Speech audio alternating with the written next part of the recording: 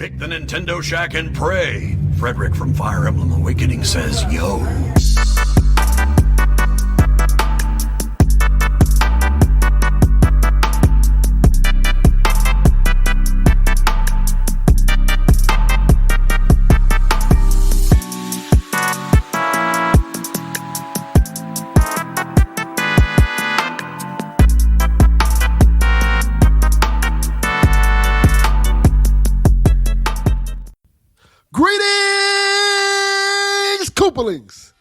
Welcome to another edition of the Nintendo Shack. I'm one of your hosts, Delvin Cox. With me is my boy, my brother, the man who I will be doing his eulogy at his funeral, and Dev will be completely fucking it up seconds later. My boy, Donnie. How you doing, bro? Good evening, Delvin. How are you? Doing good. Rebecca's not here. She's at Taylor Swift wedding or something like that. I don't know. Yeah, she had. I'm actually glad that I even brought it up. I was like, hey, if you guys would like to record early, I'm off today, but tomorrow I'm not. Tomorrow I have to work very long and early.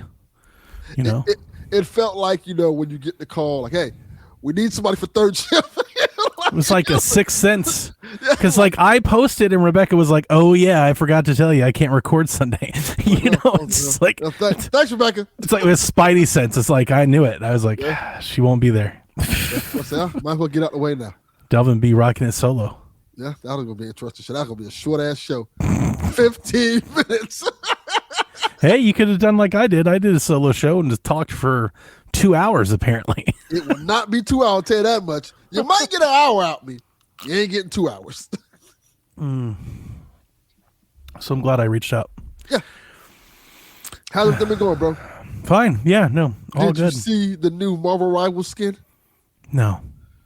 I bring this up because I honestly haven't seen much any game news at all. I haven't played Marvel Rivals yet, but apparently they put a Captain America swimsuit skin in here that's causing all the buzz, Donnie. It's got people hot and bothered. Yeah, my man's packing. Go Cap. Go Cap. They done put a log on that man. Well, I mean, he is Captain America. Yeah. What else did you expect? Happy 250 apparently. Wow. Yeah, wow. It's crazy. How's your week been, bro? Good. Pretty good. Yeah. Yeah. As good as you could hope. Yeah, I guess that's kind of good enough. Yeah, I mean, it's like I mean, it wasn't a great week, but I don't feel like whining about it. You know, we have lots of car problems. I'm gonna have to go buy another car soon, but you know, such is life. Yeah. You know, I have a weird car problem. And the thing about the problem with my car right now, it's a problem that's annoying, but it's not annoying enough to have me drive way to the shop to get it fixed. So it's like, wow. it's annoying. Like, I'll tell you what the problem is. Like, my driver's side window just sometimes randomly stops like rolling up or down. Kind of car is it? Ford? 2018 Ford Mustang. I usually associate those sorts of problems with Chrysler, like Jeep. They have a lot of those issues. That's not a Ford thing. Yeah, I don't think. And I'm like, my car's under warranty. I can probably take it down and they'll fix it for me. But I got to drive down there. Yeah. Then I got to leave the car. Then I got to leave the car there. It was definitely a bad week for video game news. Oh yeah, well, not for Nintendo, for everybody else. Yeah, that's true. Nintendo kind of fine. Nintendo's fine. Nintendo's probably looking at this shit like, yeah. Y'all was talking all that shit. Now look at you. Now look at you. Y'all keep sleeping on us. You could not live with your own failure. Exactly. And where did that bring you? We talked so back much to me. We talked so much shit.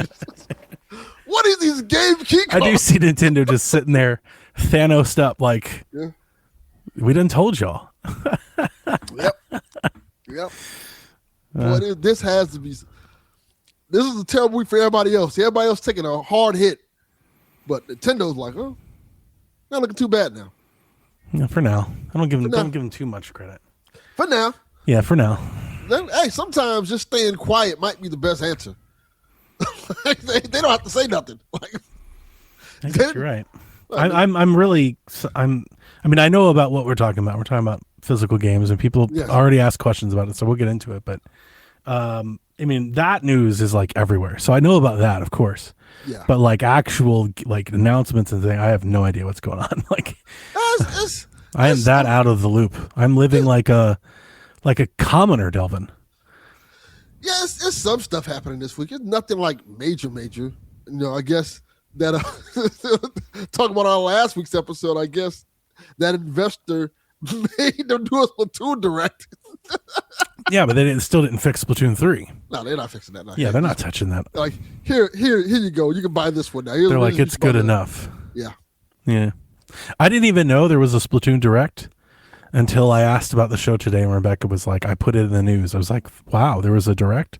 Yeah, I saw it was a direct. I think the next day after we did that episode, like, oh, there's a direct coming up. Like that's. I watched it today. I watched it a couple hours ago. I wasn't watching it. It's pretty boring. Not gonna lie to you. It's those. Listen, everyone was mad at that last direct. Y'all forget how some of these can be. I know we don't really count this as a direct. This is a damn. This is a 20-minute trailer. Pretty much. That's too much. That's why I don't really watch these because I already know what it's gonna be. Yeah, it's yeah. Like if you're curious about the game, you can learn about it, but it is not. It was not. I zoned out multiple times during it. It wasn't even that long, and I was zoning. I was like, dude, we get it, Nintendo. Yeah, I kind of get to that point with a game. Like, I've seen enough. Pokemon does this a lot. Where they have like some 20-minute trailer about. Do you know how to catch a Pikachu? It's like, yes, we do, Nintendo. Like, stop showing us. Do you know Bulbasaur's in this game? Yes, we're. You know, their marketing department was like editing and like, oh, they're gonna eat this shit up. Like, but yeah, man, I call XPS. Yeah, Donkey Kong had a 20-minute, and but that was actually new. It all felt new. Like we were seeing it for the first time. That was needed because you had to sell that game. Like people like when you say, "Hey, there's a new Donkey Kong game," I'm like, do I want? I don't think so. I just think with Splatoon, even though it is a new game and it actually has a cool little spin, but it's just Splatoon. Yeah. Like, yeah, we get it. It's Salmon Run. It's Splatoon. We go in the ink and you come out and you shoot. Like, yeah, we know Nintendo. We know. Yeah, but at least with Donkey Kong wasn't just Donkey Kong. Yeah, It was different, I feel like. Yeah. Who cares? Splatoon's like Splatoon. It was just, it was filler. It was something. Something happened. Things, Squid Kids. Yeah, here you go. Yeah. I mean, I'm all in on that game. That game looks dope. Yeah, it's a story mode to a soundtrack. Well, whatever. Mm-hmm. Why not? Ain't got nothing better to do. Like, ain't nothing else better to do. Why not try Splatoon? I have to have several days off after tomorrow. I have to be that at is work great. At 3 a.m. and then once I get through that day, I think I'm off like 4 days, maybe 3 days. I don't remember exactly. That is excellent. A couple. I am looking forward to that. Yeah, you need the break, man. World Cup's been exciting. People are loving it. People are having a good time. I see a lot of people becoming soccer fans. We have a bunch of like we have volunteers and stuff down at the EOC. Like the Red Cross and public health and stuff like that. And usually with folks like that, especially in like the social services, usually the volunteers are like older. Okay. You right? Like that checks out, right? Yeah. So we've got some folks there that are just like some bleeding, diehard, go USA, probably MAGA Republican. I don't know. I can't put that on them, but you know the type. Yeah. Like July 4th is their favorite holiday type. Yes. Like more than Christmas, more than Halloween. Like, more than everything else. Yeah. So we've had a couple of them, and they're not, they can't handle my trolling. Like when I tell them I'm not, well, I was actively rooting against USA the other day, and these people were losing it. Like they were getting so mad. I was like, I hope they lose. They were like, how could you say that? Easy. And I was like, well, have you seen The World? Like, do you watch the same news? You clearly don't. Haven't give a shit about soccer. But I even went like a step further. Yeah. They were like, I just don't understand how you could sit here in this country and root against them. I was like, I'm rooting for us. Yeah. If USA loses, that means less people come out to these events and we close up shop. Like I'm rooting for us. I'm trying to get out of here. I'm trying to go home. I'm if you can't tell in my voice, I'm over it, man. Like I get it. We've done the soccer. Like give someone the trophy and let's get on with it. Let's wrap it up. Yeah, let's wrap it up, B. Yo, wrap it up. It's a marathon. It's too much. It's too much soccer. Nobody needs this much soccer. Too many people out in the streets. It's like a Taylor Swift wedding. I'm sure. Right. At least that's one day. It'd be like if that was 40 days. Blocking up all the traffic. 40 days and 40 nights, man. It's like, we get it. Like God. 40 Taylor Swift weddings. Listen, it was fun. It's like the family like that move into your house like on vacation. They come stay with you and they overstay their welcome. It's like, all right, it was cool. It's time for y'all to go back home now. I've had that happen before. You know, everyone go back home. Yeah, I've had that happen before. Like, all right, it's time to leave, y'all. Y'all ain't got to stay here. But I am the only one that feels that way when I make these jokes at work. Because they're patriotic. They land soft or they're clutching pearls. Yeah, they're super patriotic. I don't get it, man. And like I'm like fully transparent. I don't watch soccer, and I'm not going to start watching it because the USA has a chance to win. I don't give a fuck. If you like it, you like it. That's cool, but I'm not going to be sitting there like, oh, now I'm a USA fan. Like, no. Yeah, it is. It is like It's exciting. It's just an inner hate for soccer. Yeah, for me. I'm not a soccer guy. Like, that's not helping it. And Japan should have won. I told you they were going to beat Brazil. They were up at the half. Yeah. And this shit's rigged, man. As soon as the half came out, they scored. I was like, all right, all right, now I know it's rigged. You made me watch that game. And they were like, you could tell, like, they came out and immediately scored. I was like, all right, somebody picked up the phone. Yeah. And I was like, we can't have this. Yes. You made me watch that game because I saw the score at halftime. Like, oh, shit. I'm joking, everyone. Donnie might be right. Japan might Dude, win. I had a bunch of people light me up. They were like, Donnie! So I was like, let me watch it. Then Brazil scored like, oh, okay. Yeah. Brazil then scored a lot. yeah. They're like, now it's making sense. Now it's like listen, I wasn't watching it. It was on in the OC and people are screaming at me, so I got some of it through osmosis. But I guess like one of their good players wasn't even playing at first because they didn't think they had to. Yeah. And then when they went down in the half, Buddy started warming up. They were like, all right, get in there. Felt like a level in Yakuza. That's pretty cool though, man. Hero chicken nugget cookie, man. Yeah, man. Legend. Facts. Legend. But yeah, man, I'm glad the World Cup is people are enjoying that. It feels like it'd have been a good time to put out a soccer game.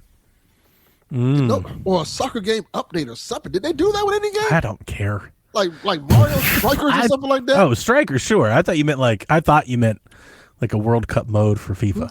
Well, I won't give a fuck about that. I thought that's what you were talking about. Yeah, I was like, dude, who cares? Like maybe a World Cup mode for Strikers or something like that. Like, hey, you can play. Yeah, Nintendo would never pay for that. Yeah. Nintendo, but you pay us for that. Seems like it was like a smart thing to do. Mario would be cool to have. You know, I say that. I do think Mario could like a World Cup pretty cool. Yeah, well, they could probably just put. I'm trying to figure out how far can they go with it without like having FIFA or anybody attack. Yeah, that's what I mean. Like, I feel like World Cup is like the perfect level for them to dabble with. Just have the team name like America. You don't even need a team name. Like all they got to do is like, and I don't even think they'd have to license it. It's probably common. That's what I'm trying to figure out. You could just put like flags on the jersey.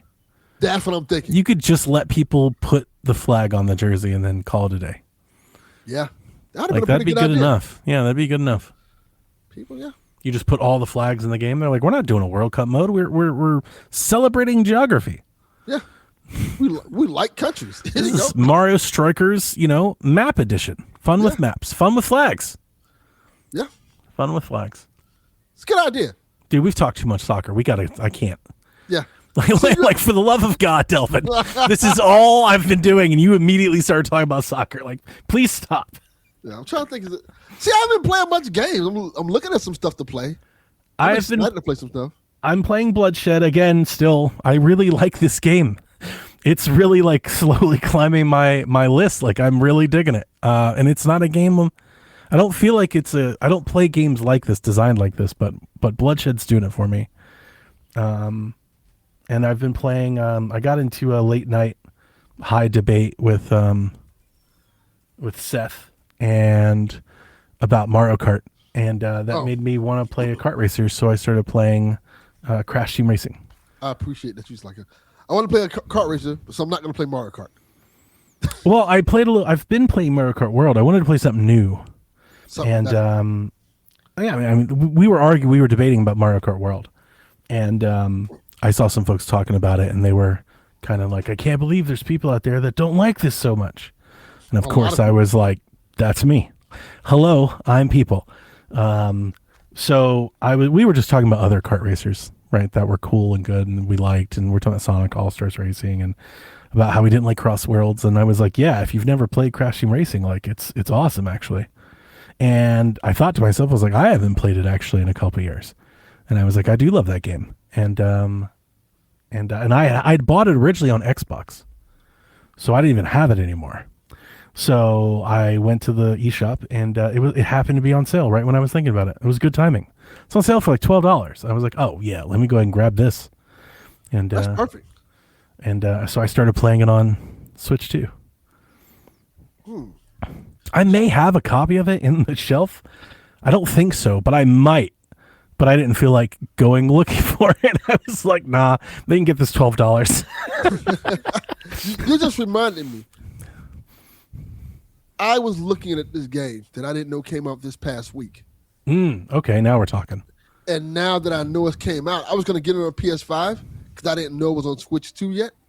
But apparently it is on Switch 2. So now I have to get on Switch 2. It's something I always wanted them to do with a game. With basically any game. What is the game?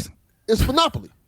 But the Star Wars thing. Star Wars one. Yeah. I've always said, why don't they just make all the Monopoly boards like games, like Transformers Monopoly, Star Wars Monopoly? They have like 1,000 different licensed games. Why don't they just make these like? I thought they were doing that because they do that with like Uno and shit too. Ubisoft does it with Uno. Yeah, they never really did it with Monopoly, and they have like weird. Monopoly games. Yeah, that's weird. That you can buy, but they never had it like, well, you can say, hey, here's the Star Wars board, or here's the Transformer board. Like, yeah, that makes perfect sense. That prints money. 100%. And now that they have this one, I'm going to buy it immediately. I want to play this. So now, What's up? I can't see.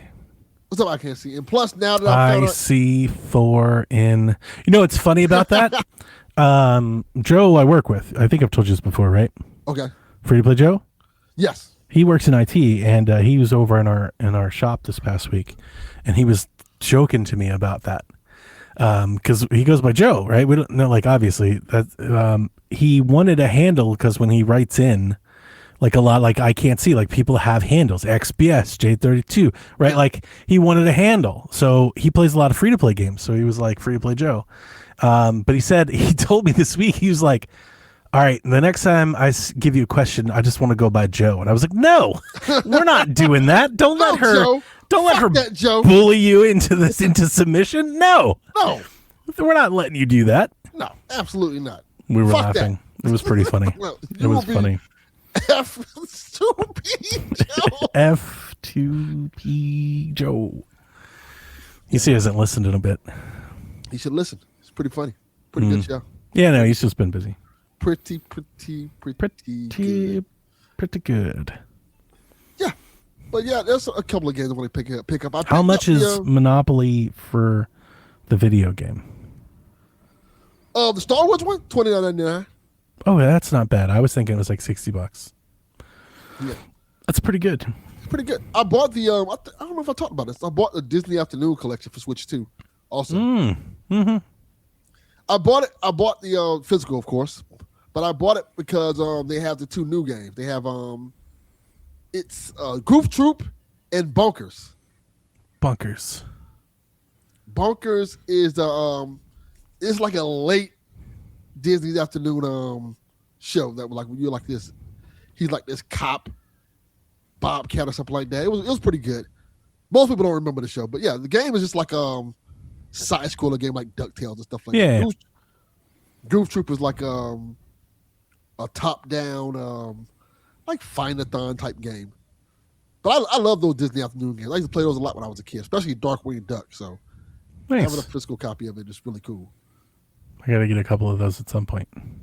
Yeah, and it's only $30. That's $39.99. Oh, wow. That seems somewhat rich for that. Yeah, it's, what is it, 6 games? I was going to get, what's the other one? I'm going to do the Toy Story game. That's for sure. That doesn't come out till later this year. That's the Toy Story Roundup collection. I got to get that one. That one's going to be pretty good. I used to play, I think it's Toy Story 2 with Delvin. He used to love that game as a kid. Yeah.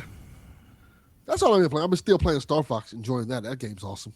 I got to get back to that now. I just haven't, like I said, when I've been, like, the games that I am playing, as you can tell, are games that, like, I'm not all that invested into. Like, they're pick up and play kind of games. You know, nothing I'm trying to progress or pay attention to. Well, so, nothing wrong with that. Maybe in a couple days. DuckTales Remastered is awesome, by the way. That is a great game. I came on this show at some point, like a week or two ago, and one thing that I didn't talk about was I got Devil May Cry for Switch. Oh, how do you like it? It's really good. Like, it's really good. Like the Switch 2 is so nice that we've come so far in the way of just, like, basic ports. You know, like, it's really good. Capcom continues winning. So if anybody out there never got it, you're missing out on a great game. I hope there was a pre-order discount at $29.99 before the price went back up. I hope that's still going. You should. I think it might still be going. You should get it before it's too late. But yeah, no, I really like it. Like, it looks and plays great on Switch 2. It looks, you know, I know it does not at 4K, you know, ray tracing on PlayStation. It looks every bit as good as I've seen it elsewhere. Like, it looks great. Look here. Yeah, there's no problems with it. Based off of the news lately, hey, and it's a fantastic game. It's a great game. I love Devil May Cry 5. It was so good. So I played it for about, it was my first off day. I played it, and I played it for like 4 hours, like straight. How good are you in the game? Are you pretty good? No. I've learned in all our years doing this, I would never call myself good at any game, because I've seen people that are good at games, and I suck. Like, before we started podcasting, I would have told you I was a decent Mario player. Like, usually when I was with friends and family and stuff, I was always finishing levels first and, you know, racing and having, like, the most fun with that. And then Mario Maker came out, and I was like, I don't think I've ever played this damn game. Look at these people. Look at what some of these people are doing online, you know? Like, no, I am, but, I mean, average, I think. Okay. Average Devil May Cry player. Maybe above average, you know, like, I had a lot of, that's kind of, for a long time, that was kind of my shit, you know, like, I love a good button masher, a Muso, a Bayonetta, you know, like, I'm always kind of doing those things. So, like, I like games like that. Super fun game. Incredible. I've always loved Devil May Cry. It's always a game for me. Yeah. I love it too. It's a super fun game. That one especially is really fun. That's why everyone keeps recommending me. It's funny. One day I'm going to give them a chance, but I've had a lot of people recommend, I think it's Final Fantasy 16 to me. And they often say it's like Devil May Cry. I still have not played that one. They're like, Donnie, this is the one for you. You should play this one first. I even when I was like, all right, I'm going to finally try Final Fantasy, they were like, please don't start with 7, play 16. One day I'm going to give that game a try. I think that's the only, like, mainline Final Fantasy game I haven't played. 16. Mm-hmm. Everybody says it's really good. I don't know what it is about it. I just never played it. That's interesting. I mean, it runs very smoothly. It looks great. And it's funny. There's a lot of headlines going around from Aspire, our favorite developer. Yes. Where they were like, listen, we wanted to do 60 mode or 60 FPS in Rise of the Tomb Raider, but we'd have to make a lot of concessions. We'd have to really give up a lot to get it to run at 60. Here's Devil May Cry 5. Like, nah, we're good. Like Devil May Cry 5. It's like, yeah, we got this. You know, it's like, all right, Aspire, I guess. It sounds like maybe more of a you problem than Switch 2 problem, son. Kind of makes me feel like you're not good at your job. Yeah, because Devil May Cry 5 looks sick. Like, it's a beautiful looking game too. Yeah. And it's got big areas, got a lot of enemies, and, you know. A lot's going on in that game. Yeah. So it's like, I feel like you just if that can do it, why can't a 10-year-old Tomb Raider game? Like, come on. That's a little bit cap. Yeah, it's a little sus. Yeah. Not believing all that. I think it does. Yeah, it does have a 120. That's why I wanted to remember to bring it up, because I forgot last time we were talking about Star Fox and stuff, and I think I forgot. I was like, damn. Let me ask you a question. Did we ever talk about the reboot of that game? The reboot of what? Devil May Cry. Which one? DMC? DMC, yeah. I love that game. I was going to ask, because I like that game a lot too. Yeah, no, I love that game. It's I know really people didn't. That's you know what? It's funny you bring that up. Timing is fortunate. That's a Donnie and Elaine game. Ah. We both love that game. You know, how's Elaine? Have you heard from her lately? I dropped a podcast with her last week, buddy. Oh, really? Yeah, she's back in the fold. If you ever need her, you can give her a ring, see if her schedule lines up. There you go. She says she wants to be back. I was listeners, if you didn't catch it I think it's on the PSVG feed. Yes, it is. I listened to it. I had a podcast with Elaine last week, and it felt great. This motherfucker was glowing. He just it felt great to talk to her again. Down to the curb. He was like, it feels great to have somebody who finally understands me back on. I mean, listen. He's right. Elaine and I click. Yeah. I think we think at the same speed. Correct. You know, so I think at times it may sound like we're trying to talk on each other, but we're not. We've both already processed the information, you know, so we are moving at the same speed. It's always been that way. I happen to think Elaine and I are pretty great together, as a podcast duo. Podcasting soulmates. It's the fit is perfect. It's always been that way. And, you know, I was pretty, I'm not upset because it was never really any ill feelings. She needed to leave. Yeah. You know, so it was not, I had always hoped she'd come back. That's just the best way to put it. And, that podcast that just happened, Delvin, I mean, I've been in the DMs for a long time. Every time I would mention her or something come up or we'd think, I would just drop a note. You know, I just comment, hey, Elaine, check this out. We're looking at it. Just hoping one day she'd be like, I'm ready to come back. And I was like, perfect. Yeah. Perfect, man. We had so much fun together. Yeah, she's amazing. Elaine is truly an amazing, good, kind person. She's genuinely. I think Elaine and I are the podcast equivalent of two labs that found a stick. Yes. When you see two labs kind of jumping around and we speak the same brand of manic. Yes. And oftentimes I think my role in PSVG or to our listeners at times, you know, hashtag eat the hype, has to be somewhat of a cheerleader. You know, if you're excited, fucking be excited. Elaine's a person that makes me also feel like that too. Correct. Right? That's reciprocal. You know, it's fuck that. Be excited. And we kind of do it for each other. We feed off of each other. Yes. You know, questionable decisions will be made if me and Elaine continue to podcast yes. together. You know? She's like I said, she's a genuine person. And it shows when she records and she podcasts. And to be clear to her, for those who don't know, this is something she actually loves to do. Mm-hmm. She didn't leave because she wanted to leave. She left because she if anything could not do it. You could tell, there was almost like a guilt. She kept trying to do it with no success, and you could tell it was hurting. Yeah, you know. So, and it was an uncomfortable situation. I was maybe you should just go. And it's I'm not trying to tell you to leave, and I think you need to go. Handle your business. Yeah, we'll be here. Yeah. Go take care of it. Quit trying to do this. You know, quit doing this. Quit stringing this out. Yeah. You know me, I'm not one for that anyway, in anything. Let's not beat around the bush.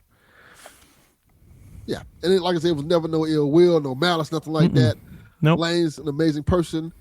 And we all understood that. We understood that, hey, she had things that she had to get done.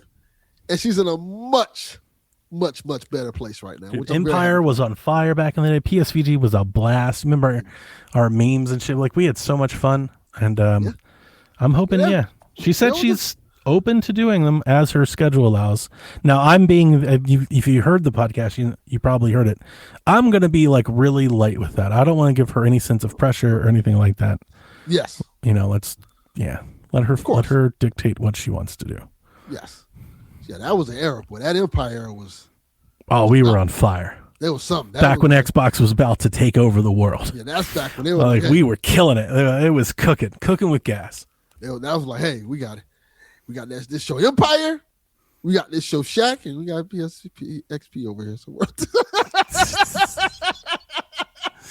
But we got Empire and Shaq. And you found her. Yeah. Yeah, I don't know if people know that.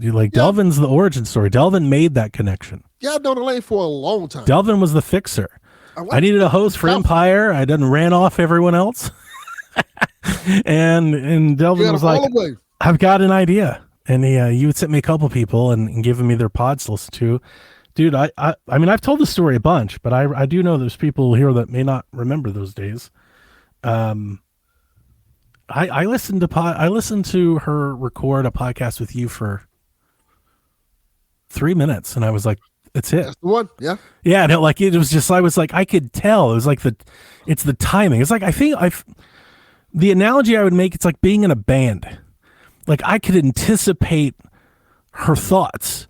Like I knew when she was going to break. I knew when she was going to enter. It was almost like you were talking and it was like you weren't even like, I was like, nah, I'm way more on speed with her than Delvin is. I could just tell, you know? And I messaged her. I was like, you're perfect.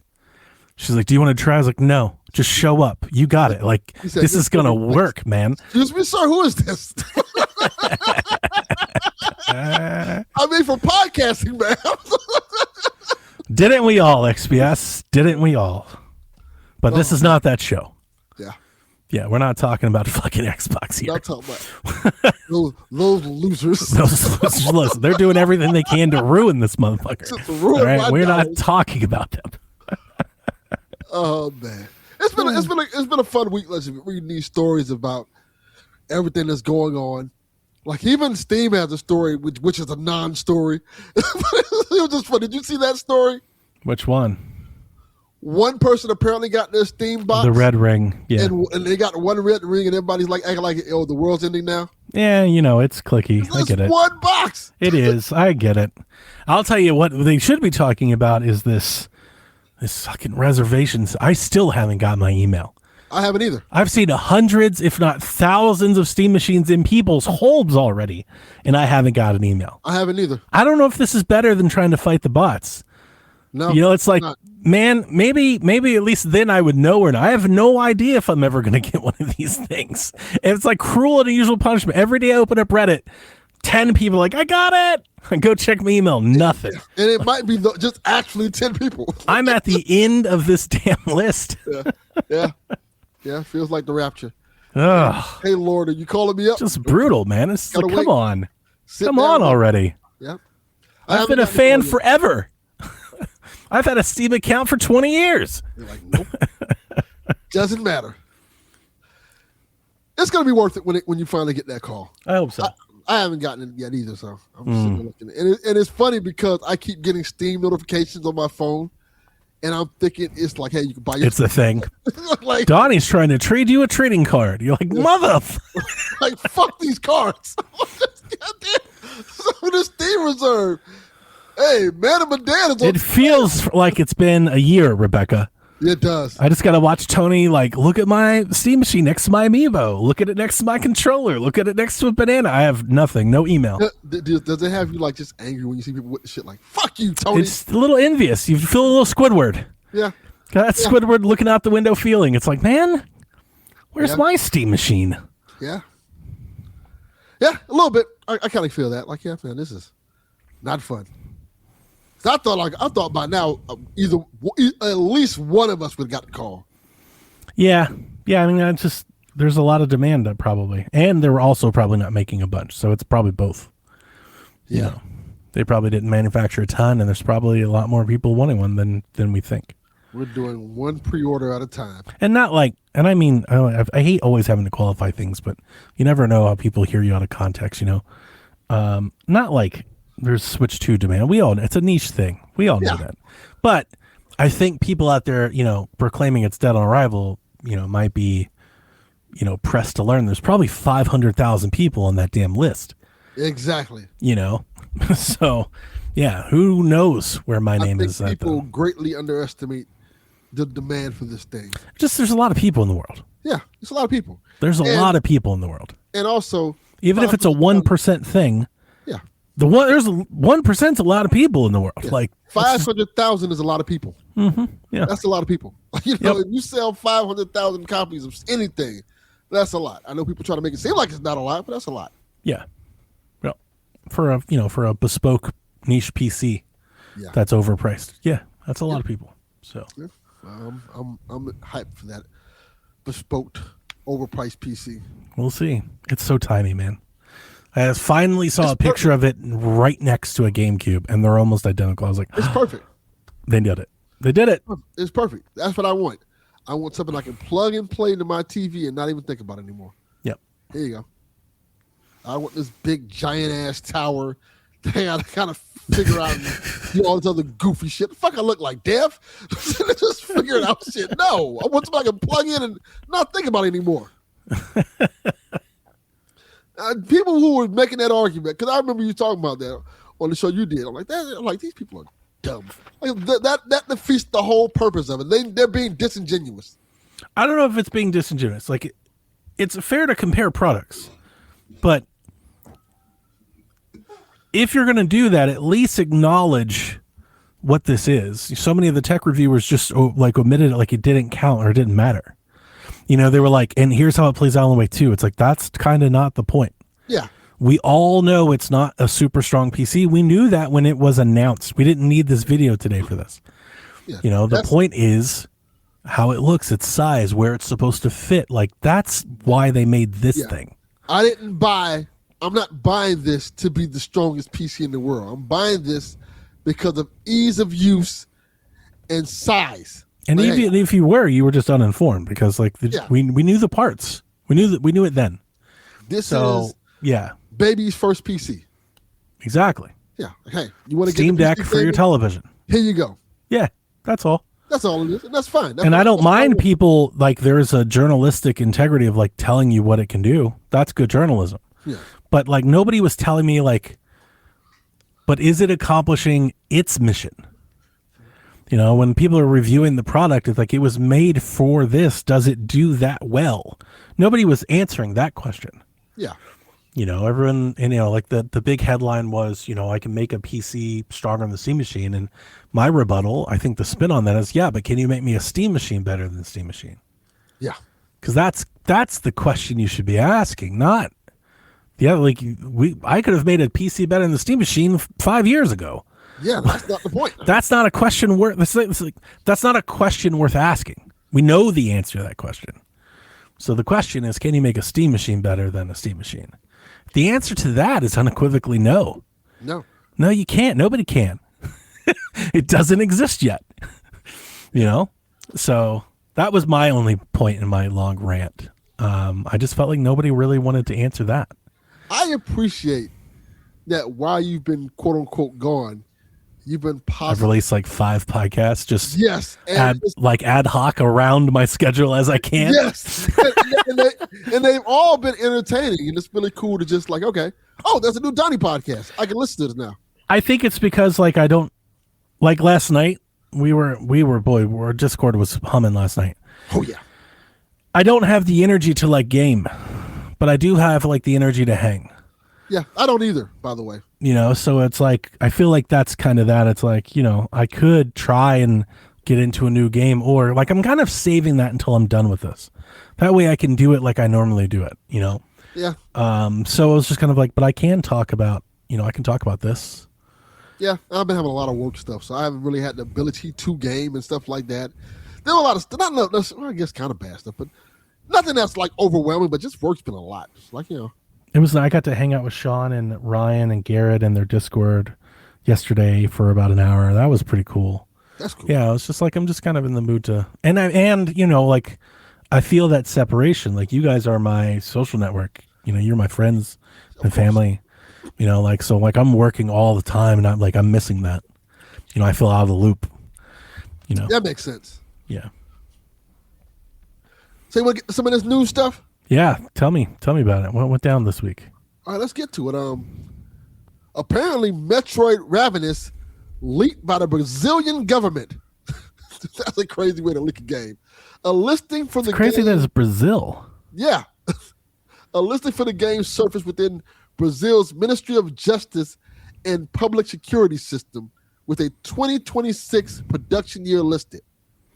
I mean, it makes sense. If you're thinking it's Mercury Steam following up Dread, the timeline checks out. Yeah. I'm assuming that's what that is?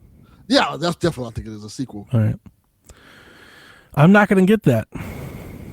Oh, really? Yeah, I think I told you this last time. After Prime 4, it's like, I think I'm good. You know what? I'm definitely getting it because I liked Dread a lot. Sure. Dread's hard as hell. I'm not. Liked it. Yeah, and I'm not rooting against it by any means. No. I didn't finish Dread, and I didn't like Metroid Prime 4, and it's just like, I don't know. I feel like I'm pushing a rock up a hill. I feel like I want to like Metroid more than I actually do. Well, that makes sense. It's like I want to really love it like everyone else does, but I'm not saying I don't like it, but I'm not in love with it. Yeah, I like it well enough. It's like I might get it on sale one day or something. I like it a lot. I kind of wish I would have got Metroid Prime 4 on sale. Yeah. There's just like a little buyer's regret with Prime 4, to be honest with you. That's probably what it is. There's a little buyer remorse there, and I'm like, I don't know. And I know Mercury seems going to be a lot better. I'm sure Ravenous, like, heaven forbid if it's got to be better than Metroid Prime 4. That would be a huge problem if it wasn't. Yeah. Like, so I'm sure the game is going to be great. I just, if I didn't finish Dread, I didn't like 4, it's like, why do I keep buying them? Well, like, I'm buying them like almost to support it. Yeah. Well, unfortunately for you, Donnie, Andy Robinson from VGC claims more than one Metroid title is coming. Maybe some sort of spin-off is maybe what I need. Yeah. So I don't know if that's what that could be, but if there is something else there. Maybe a remake of some sort? I would do a remake. If they did Prime 2 HD like they did Prime 4, I'd do that. I mean, Prime. That's what I think. Metroid Prime. We got Prime 2. I'd get Prime 2. I'd sign up for that. I think that's probably what it would be. That'd be nice. XBS is Super Metroid. Now I'm doing that. Oh, that is dope. No, wait a second. Wait a goddamn minute, Rondell. If it's a Super Metroid remake, I'm all in. Oh, yeah, that is. Yeah, I'll do that. I would do that for sure. Yeah, that sounds dope. All right. Also, Mario Kart World got an update to version 1.7, adding 2 new tracks to the Knockout Tour, and you can now add stickers to pictures in photo mode, as well as minor fix and adjustments. You were playing Mario Kart World. I was playing Mario Kart 8. Oh. I do not have Mario Kart World installed. Yeah, you were playing the good Mario Kart then. I mean, Mario Kart World is not bad. I think my criticism of his painting me as the bad guy. Like, this is, how I feel about Mario Kart World is like, actually, I feel worse about Mario Kart World than I'm about to say, but the analogy I want to make is similar. I didn't love Mario Odyssey. I wasn't like, it's the greatest Mario game of all time, like everyone else did. Yes. And when I got heat for that criticism, my only rebuttal was, all right, then rank it in your all-time Marios. And I often found that people that were like, it's 10 out of 10, but it was like the 6th or 7th best Mario game. I feel like those two things can't be the same. I kind of feel the same way about Mario Kart World. Like, rank it in your Mario Karts. For me, it's actually kind of towards the bottom of Mario Karts. I'm not going to lie to you. Like, I like a lot of other Mario Karts more than Mario Kart World. That doesn't mean Mario Kart World is bad at all. Mario Kart is a good game. But it's not near the top of my favorite Mario Karts. I'd be interested in hearing from Shackers if you guys want to Discord me back, or if you're in the chat. What do you think? Like, is Mario Kart World your favorite Mario Kart? Because I actually haven't met a whole lot of people to say that. Mario Kart World is not my favorite one at all. I'm probably not even close, but yeah, Mario Odyssey. Like, I don't know if it's my top 5. Mario Odyssey is probably one of my favorites. But then again, like, my Mario games are like, I only bring that up to make a similar analogy. That's a good analogy though. Yeah, like where would Mario Kart World rank in your favorite? Is it your favorite? Is it top 3? Like, if you really love it, I feel like it's got to be a top 3 game. If it's not, then I kind of question it. Oh, and Rebecca says a diamond in a diamond mine. They're all diamonds, all gems. Nintendo never misses, except for Super Mario Kart, which she hates. As we learned about the Yuka cart, Yuka Replay cart, or whatever the hell it's called. Oh, number 2 for her. That's high. That's high praise. That's high praise. So for her, if she said I love Mario Kart World, I'd believe her. That checks out. Math checks out. Yeah. You have supported your statement, Rebecca. Good job. Yeah. I'm trying to think. Now you got me thinking. Where would I put it? Maybe 5. But see, the thing about it is with me, I got a lot of nostalgia for the other Mario Kart games. Mm-hmm. Yeah, of course. That plays into it. Yeah, it plays a good amount into it. Like, even like Double Dash and stuff like that. Those are the ones I remember playing a lot of. I immediately think of obviously, I think of Mario Kart 8. I think of Mario Kart Wii. I think of Mario Kart DS. I think of Mario Kart 7. The question at Wii, I like 64 more than World. The question really comes, I think, Double Dash. Mario Kart World is in like a double that's like, I don't know. See, I like Double Dash a lot. And I was similar on Double Dash. It's like I like Double Dash, but I don't like it a lot. I like Double Dash. So Mario Kart World might be above that for me. Okay. Yeah. So it might be around 5 or 6, maybe somewhere around there. 4, 5, 6, depending on how you rank it. It's not too bad. Yeah, it's not too bad. It's in my top 5 probably. Super Circuit.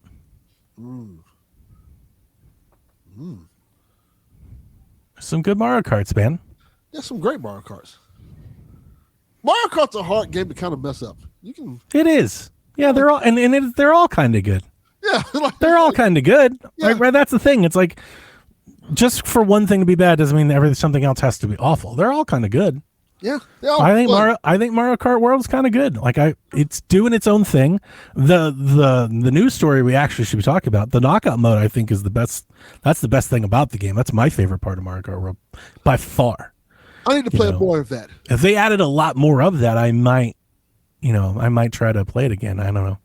My issues are just with this is what me and Seth were talking about on Blue Sky. It was like 1 a.m. We were arguing about Mario Kart or debating. We were just discussing, not arguing. But my issues with Mario Kart World are like the racing. Like I've got issues with like the bones. I feel like it's too big. It's too spacious. It's too wide. It does feel a little bit like that. I feel like there's a lot of times when I'm racing, even in online, where I'm like not near anyone, or they're like there's a lot of space between people. I don't know. It's just it gives it like I feel like there should be more stuff in the way. Like if it's going to be that spacious, then there should be stuff happening. A little more chaotic. Yeah, and it's just kind of not, But I like Kirby Air Riders, which is a lot of that, right? And a lot of people don't like that game. So maybe it's just a me thing, but that's kind of my feelings on the matter. Josh, I got to tell you, have you ever played the CDI Zelda games? Those are not decent Zelda games. We got 8 Deluxe, Mario Kart World, Wii, Double Dash, 7, Super Circuit from Rebecca. It's a good list. Yeah, I respect it. Listen, I'm not a hater of Mario Kart World. It's a good list. Yeah. How you want to talk about this Splatoon Raiders Direct? Yeah. We're getting was it like Borderlands Splatoon? Yeah. We're getting Splatoon Salmon Run looter shooter. That's what it is, right? Yeah, pretty much. We're all going to jump in there. We're going to kill all the salmonids. We're going to get a level 5 gun and a level 8 gun, a level 10 gun, and the power-ups look sick. Like having those different tanks. They've got these different tanks, like speed tank, a power tank, and I forget what the other one's, like a technical tank or something like that. They're pretty awesome. So it looks fun. If this was an on my multiplayer thing, I'd probably skip it. But the fact that it's a single player like solo thing, right? I'm all in. Yeah. So let me break down some of the things. The showcase the types of Salmonoid bosses and seasoned Salmonoids. Do you see this part? The seasoned ones. I'm sorry? I was reading the chat talk about CDI games. Oh, they count. They're part of the thing. Yeah, they're all arguing. So I was like, what's going on? I missed whatever you said. What are you talking about? They're trying to say the CDI games don't count. Like they count. So yeah. They're part of the canon now. But the showcase was talking about the Salmonoid bosses and the seasoned Salmonids, I think they're called. Mm-hmm. The new gadget system, 3 types of tanks to choose from: speed, power, and tactical. I like that. That was fun. You can equip certain gadgets based on which tank you pick, which sounds pretty cool. Variety of stages, outfits, upgrading tanks and gadgets. The difficulty modes are Tourist, Raider, and Survivalist. Sounds pretty good. Multiplayer is 4 players via local or online, or you can quote unquote call for help to pull a random ally online. That sounds pretty cool, actually. Yeah, I'll be playing solo, but it is neat that people can do that. They can hop in together. Like those. Maybe Jack can pick up a controller and play with me on occasion. But you know me, I like playing games by myself. So Me too. I dig the like the salvage scrapyard kind of aesthetic. I dig that. That looks fun. Does look cool. Yeah, looks cool. Looks like a fun game. But it comes out July 23rd, so that's right around the corner. I'm pretty excited for this game.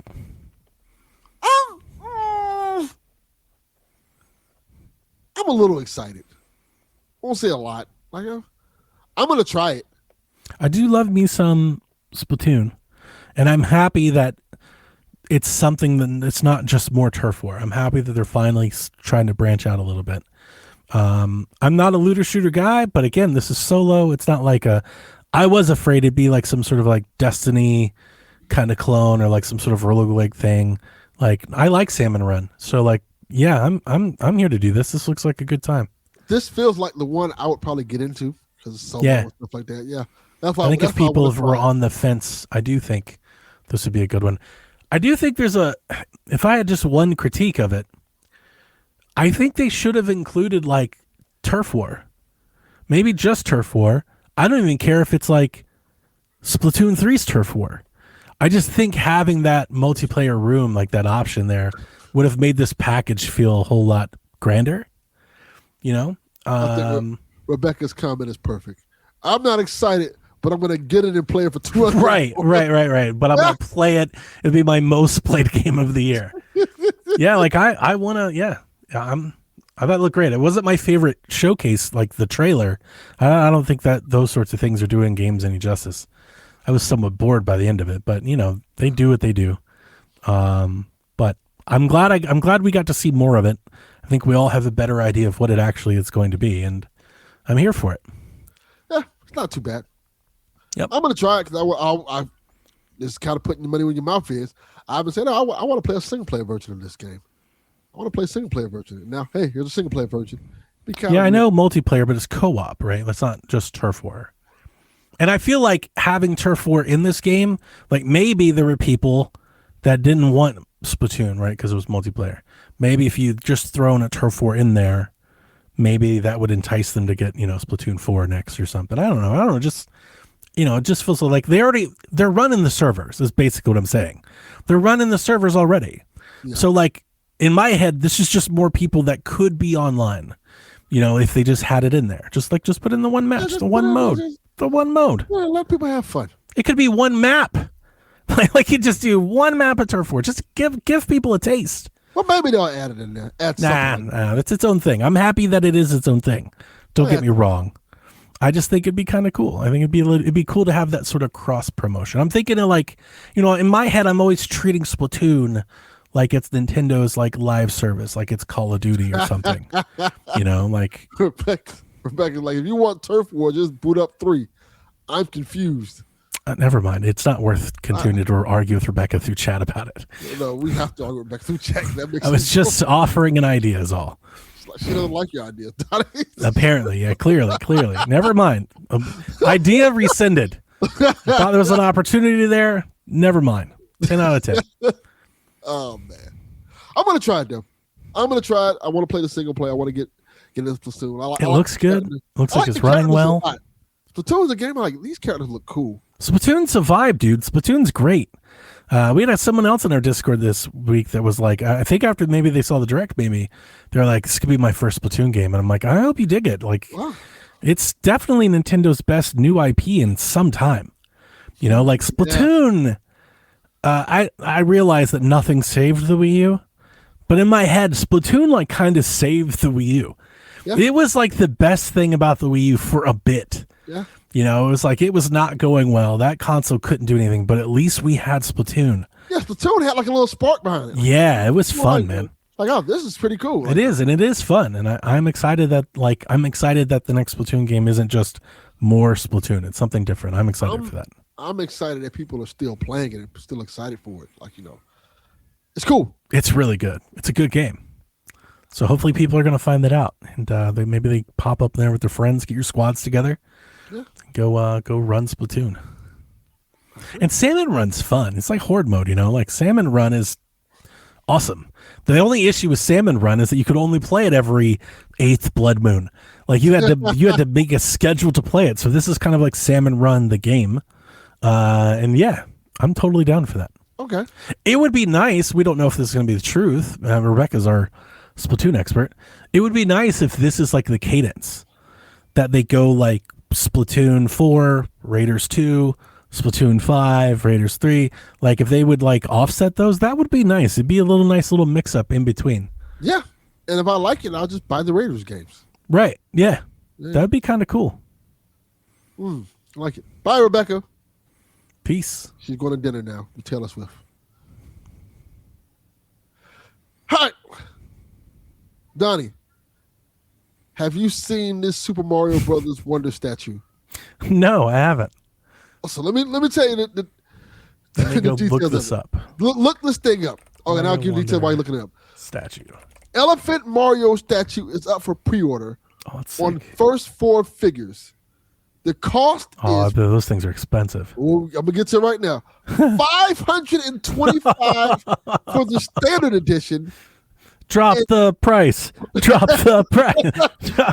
$600 for the exclusive edition, which comes with a bonus elephant fruit statue. Dude, it's 4 cans of soda tall.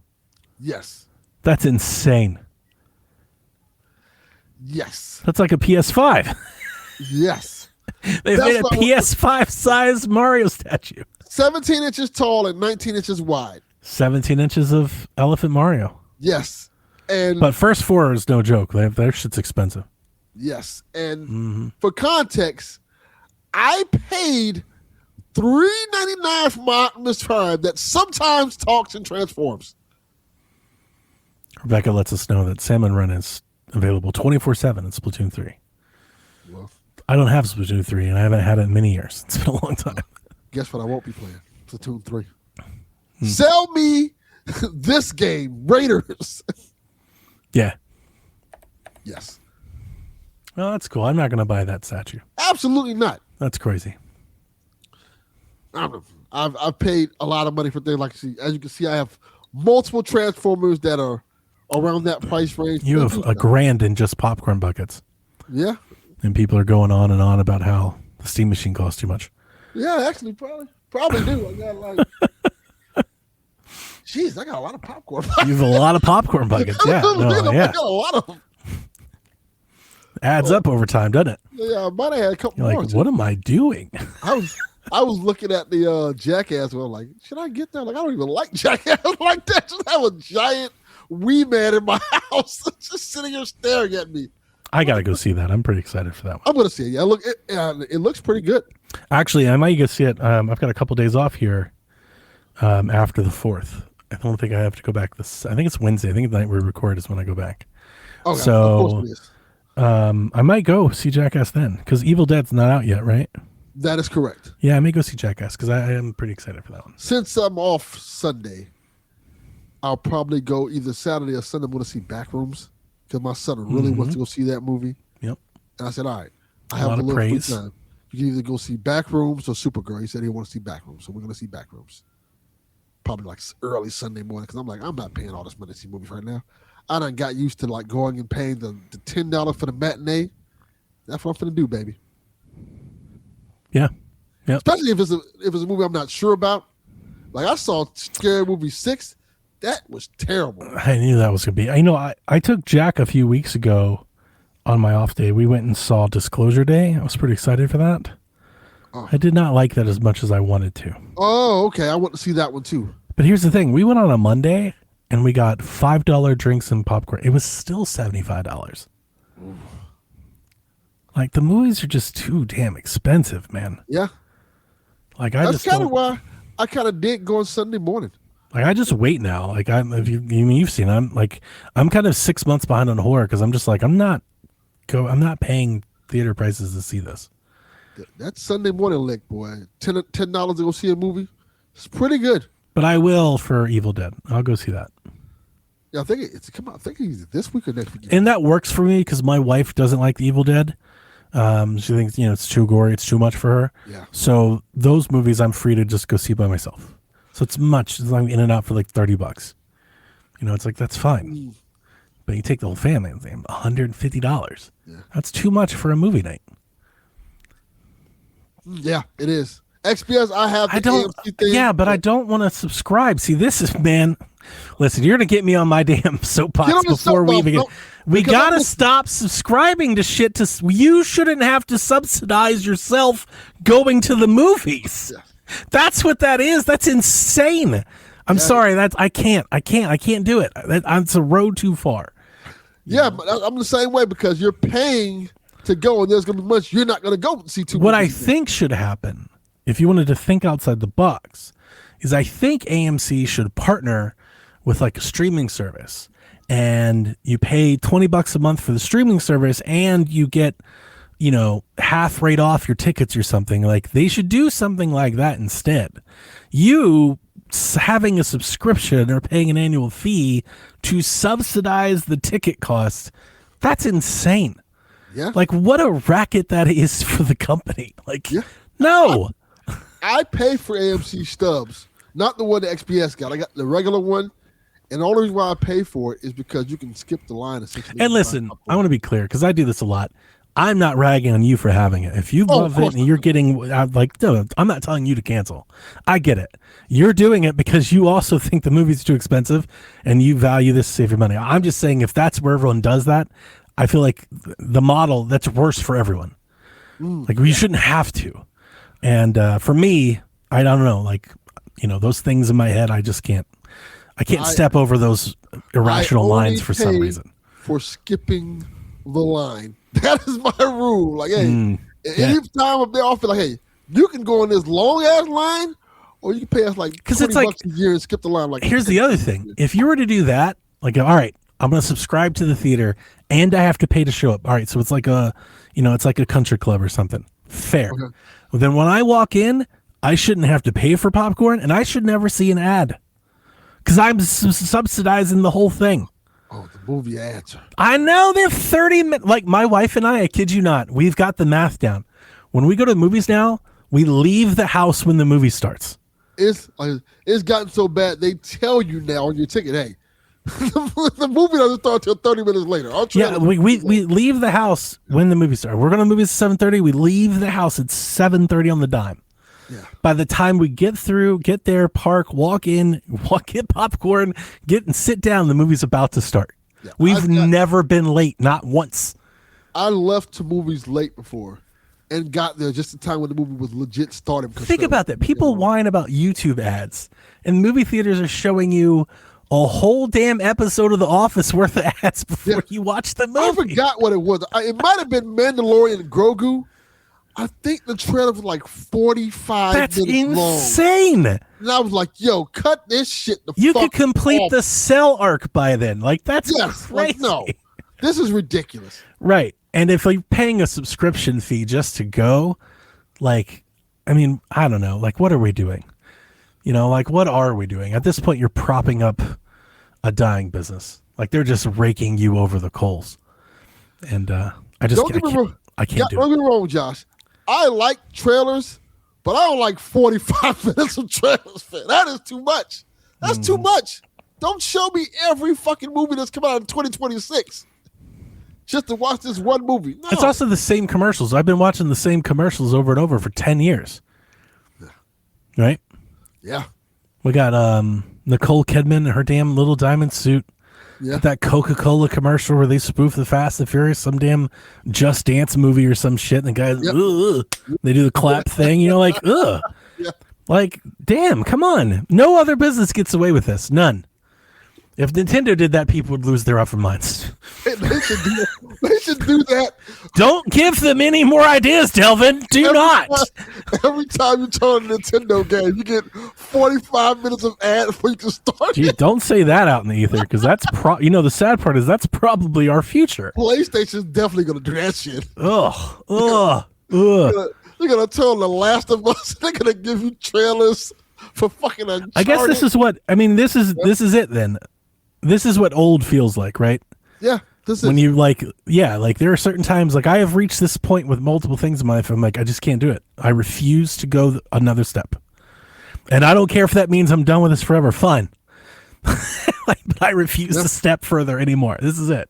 Yep. I'm holding this line. I kind of appreciate now I've gotten to the point like, you know what? I'll just wait till it comes out on digital. I'll just buy That's all I'm doing these days. I will just buy the movie. I gotta it's gotta be like something to start. Like, there's gotta be a reason for me to go to the theater. Otherwise, I'm waiting. I almost went for Obsession. And I don't mind. I'll pay $25 the day the movie comes out on streaming. That's totally fine. I wish they were day and date. I would pay $30 if I could just watch it from home. I would too. I would pay as much day and date, depending on the movie. I would pay as much as $60, $67. I wouldn't do that much. No. No, that's crazy. If I can buy the movie day and date, I think 30 for me is tops.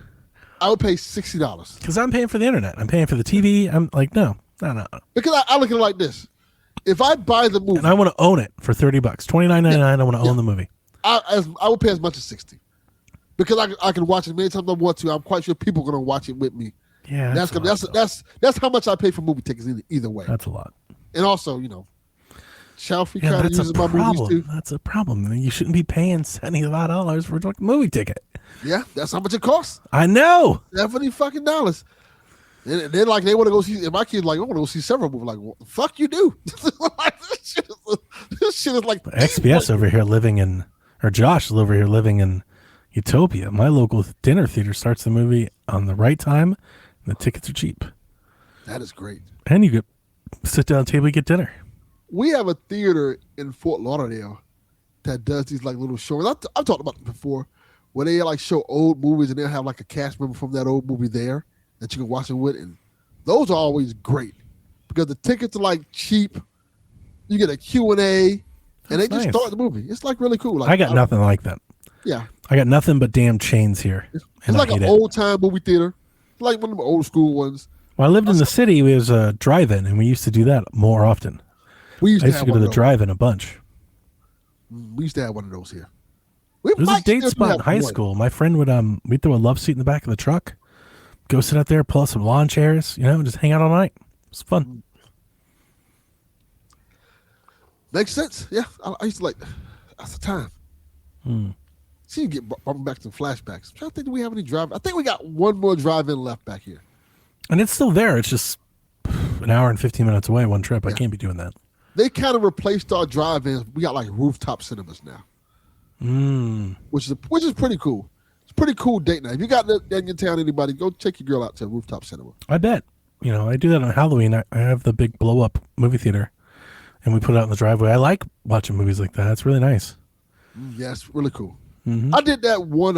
If we could buy day and date movies, I probably would do that more often. I would just whip out the projector and set it up in the driveway and, have the big screen experience. Inspired by you, I also bought a projector like that, and I have a blow-up screen. It's a real cheap way to get into it, isn't it?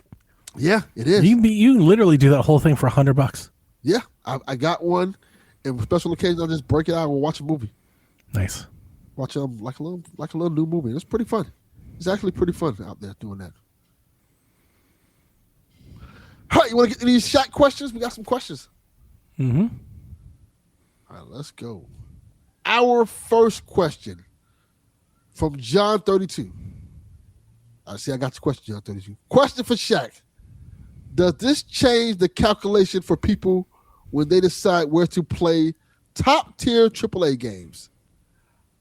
I played Requiem on Switch 2 and experienced no issues. It looked great. And now for those that want physical, do they start overvaluing the Nintendo versions?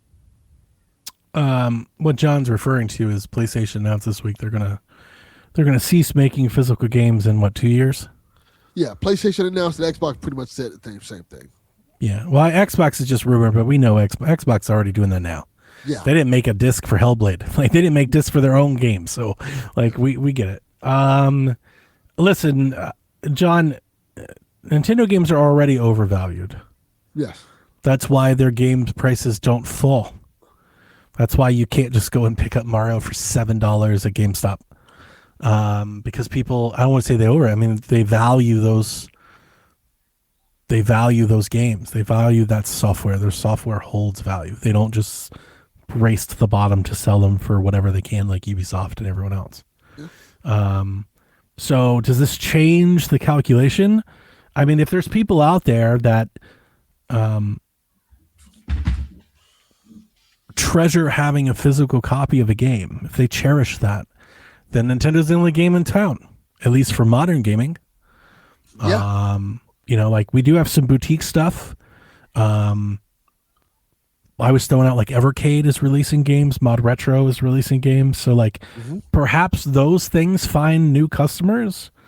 New fan bases. People find out about it. People might go back to retro games a little bit. But yeah, if you value having a physical copy, Nintendo is the only game for you moving forward. Now, if you really value having a physical copy, I would have told you, I think you probably already on Nintendo to begin with, because that's been the way for some time now. Does this change my calculation? No, because I don't buy physical PlayStation games. Now, PlayStation not doing it is going to have far-reaching implications for the industry. I'll save that for the next question. But as long as Nintendo keeps doing what they're doing, I'm good. Like, I'm going to keep buying Nintendo games. But I'm not foolish to believe that Nintendo won't follow at some point. They probably will. Yeah. And that's going to be a sad day. I think that if people want Nintendo to keep making cards, keep buying it. You need to keep buying it. Like game key cards, they seem to be a necessity because they want to keep selling us physical copies. So if we're not buying them, they're not gonna just like, oh well, guess that ain't gonna work. We're gonna make them physical copies. No, they're just gonna stop making physical games. Now over here in Nintendo Land, this doesn't ring as true because they still have quite a physical presence. Yes, both in Japan and in the U.S. They move physical software. And as long as that's still a thing, I don't think that'll change. I do think, I don't know, this may be projecting. I think Nintendo values having physical software. I do too. I do. Maybe not all of them and maybe not the president, like maybe not the corporate level, but just think of how many people in leadership at Nintendo are game makers. They're at the top of the company. These are developers, not corporate CEOs, not CFOs. Miyamoto's are at the top of Nintendo making decisions for them. As long as that's there, I do feel like there probably is some sentimentality of them having their thing be something they can hold. I think a lot of developers probably share that, that belief. I don't know, maybe that is somewhat projecting or hopeful on my part, but I've seen enough feedback online this week that I think there's more devs out there than you think that really do. It's almost an accomplishment for them to have a printed game. Yeah. It means something to them.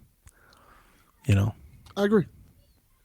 Nintendo kind of like, you've always said that Nintendo's always kind of behind the eight ball when it comes to technology and adapting and getting changed. And I think this is one of the times where that actually benefits them.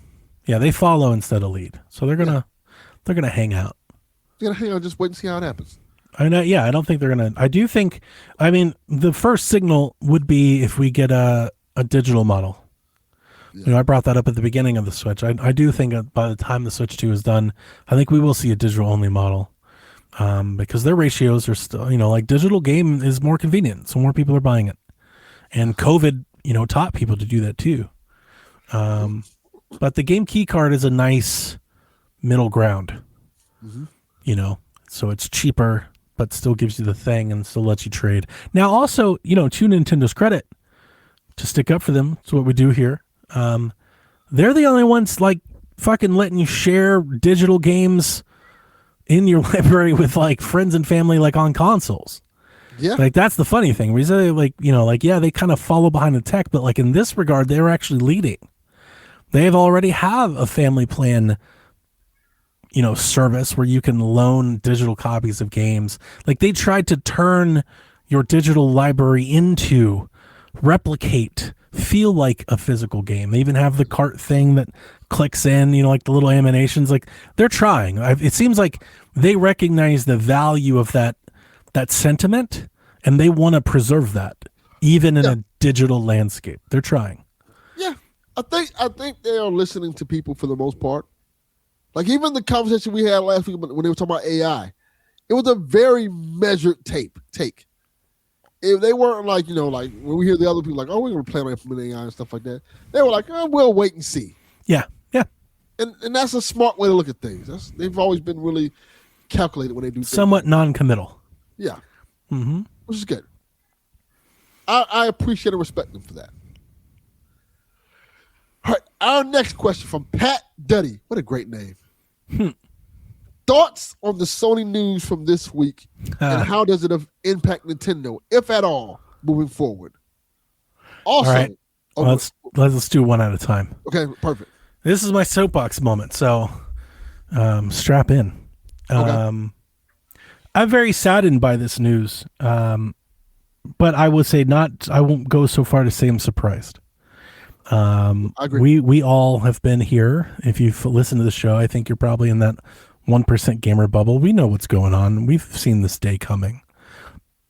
I was always hoping it wouldn't. I was hoping that they would just ride it out until it was so minuscule that, when they eventually said it, nobody would care.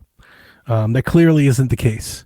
A lot of people may not care, but a lot of people do care. And Sony's kind of taken on the chin for this decision. And I, for one, am happy to see that small rebellion. I don't think it's going to matter. That's okay. It doesn't have to matter for you to do it, right? For it to be worthwhile. I'm really saddened by this, and it's twofold. The first part is that it really feels like the end of our era of gaming. Mm-hmm. Like this is a generational moment. We are no longer the stewards of this industry. I feel like moving forward. Like this is the torch being passed on, to like the free to play like generation. It's like, all right, well, clearly like we've all felt like they're not really making games for us as much anymore. And like clearly moving forward, that's going to continue to be the case maybe. And that just makes me feel sad because PlayStation is the market leader. It's them and Nintendo. They are console gaming. Xbox, in all honesty, just doesn't even count anymore when it comes to shifting. And them making this decision means at some point in the future, not now, all of our stuff now is still going to be here, but in the future, there will be a generation of kids, if this takes, that don't know what it's like to get a video game for Christmas, that never pull a game out of their stocking, that never sift through a bargain bin, never comb through a pile of games at a store, and like I feel like those are shared memories for like the culture. That's like the through line that ties us all together. We all have that experience at some point. We all know what it's like to find, or I don't know. You tell me if you think I'm being too projectory with like blanket statements. You're being 100% accurate. Now, I want to add one more thing in there that I think people kind of missed the point on and kind of missed. We grew up where we can take our games to GameStop and trade them in to buy more consoles. Oh, I'm going to get there. Hang on. I'm going to get there. I'm just talking about like what it's like being a gamer, like a shared experience. Like it's a part of the culture, it's part of the medium. We all know what it's like to find a game that we thought was really rare or that we really wanted or that we looked for long, like to find it in a store. Or to take a chance on a game that you really liked, or you came across a box copy or something, like, like what it felt like to grab it and hold it and buy it meant something. And if this takes hold, and let's say Nintendo follows suit, that's it. That's gone. And I, for one, and it's like doubly sad because I've seen too many people totally okay with that. Mm-hmm. And that I don't get. They're like, yep, oh well, old man. And it's a lot of the same people that are like, we can't let AI do this. But at the same breath, they're like, oh, well, get with the times. This is progress. It's like, I don't know. Those don't seem to jive with each other at all. And then what you're referring to, people are mad about how expensive gaming is now and the racing cost of games. And people were furious when Nintendo said their games are going to be $80. And GTA is like, it's going to be $100. If you think games cost too much now, you wait and see what games will cost when you remove the secondary market option. Yep. Use games somewhat anchor a game's price. It provides a viable alternative. It provides competition. This is good for us. This is good for all of us. And I've seen so many people just so, I don't want to say happy or, like in our Discord, we had some long debates and people are saying, I'm not defending it. I'm accepting of it. And it's like, you shouldn't be. You're losing. They're taking something from you. And they go, I don't buy that. Doesn't matter. You're choosing not to. That's okay. They're still taking an option away from you. You don't have to choose the option for it to be your option. It is still an option for you that they are taking away. They're just taking it away. Are we getting anything in return for that trade? Are games going to be cheaper? Nope. Of course not. Like you had the option, like if a retailer put the game on sale, perhaps there are games on sale right now at Walmart that if you go to the PSN store, $70. Like, what do you think's going to happen with, all right, so Xbox is gone. I think we all agree PlayStation and Nintendo are not direct competitors. Correct. So that makes PlayStation a monopoly on console gaming in a digital-only world. They're the only game in town. So they can charge whatever they want to charge. They charge whatever they want to charge. Do you think they're going to do us a solid? No, absolutely not. For the longest. And I've seen so many people okay with that. And I really don't get that because it's like there's no good coming to you as a customer at all. There's just nothing. There's no value here to you. None. You're screwed. You're not screwed, but there's no benefit. Yeah. And, they're saying, people are saying, they're accepting of it and it's always going to be this way. But the people that I am seeing, the people that I have interacted with the last week that are saying those things, they're saying those things because they seem to be upset that people are making fun of or throwing stones at Stoney. It seems defensive. And for the life of me, I just can't get anyone I can't understand why people would be so happy to have something taken from them. Yeah. And for me, it has nothing to do with PlayStation or Xbox or Nintendo. It's the industry. The market leader is saying we're leaving. Yeah. They did it the same day they announced they're closing a digital storefront. Yeah. Jace, it's an old friend of ours from Married to the Games. He loves this thing. He's been a digital-only troll for a long time. I got my copy of Rhythm Heaven Groove came in yesterday, and it was smashed in half. FedEx fucked me all kinds of ways. But I took it to Best Buy, and I got a new copy. It was fine. And he was like, funny, this never happens to my digital games. And I was like, yeah, that is funny. Funny, my physical games never get delisted or revoked. Yep. And he said, well, that's never happened to me. And you know what? Maybe it hasn't. I won't call him a liar. But it happened to the crew, too. It happened to PT. It happened to Cruise and Blast last week. It happens all the fucking time. We've had this story where I've talked about this on these podcasts famously that I lost a bunch of games because it happened to me. And they brought some of them back, but some of them didn't come back. Dude, it happens EA. I keep calling out EA, and I know nobody cares about sports games, yada, yada, blah, blah, blah. EA has gotten egregious with this shit this generation. Yeah. You used to, on the PlayStation 4, I could have just logged in and bought Madden from 6 years ago. It was always there. Yep. Now EA delists all of their sports games the moment the next one comes out. So if you're looking for a Madden game that you just happen to like, or maybe you liked the rosters or whatever, you just want to play the one from 8 years ago, you can't. You can't buy it unless you get a disc, because they can't take the discs away, except now they are. They're taking the discs away. And I told you it's a soapbox moment. People are so happy about this, or accepting, I guess, to keep using their word. They're accepting of this. It's going to cost a lot of people their jobs. So many people are going to get fired because PlayStation essentially just said, you're no longer a part of the industry. Who gives them that right? Yeah. And it's not just GameStop, although I realize that GameStop hasn't been the best company in the world. We shouldn't be so happy to watch an entire group of people get laid off. Yeah. But think about I Am 8-Bit. Think about Limited Run Games. Think about GameFly. Think about publishers. Think about marketers. Think about the people that make the shipments, the people that store the thing. Like, this is a huge decision that's going to cost a lot of people jobs and work. And for what, though? And for what? So Sony can save what? 0.2% of their revenue? That's the excuse that I hate hearing the most, is people going, it just doesn't make sense. It costs too much to print and ship. I don't give a shit what it costs to print and ship. What happened to the cost of doing business?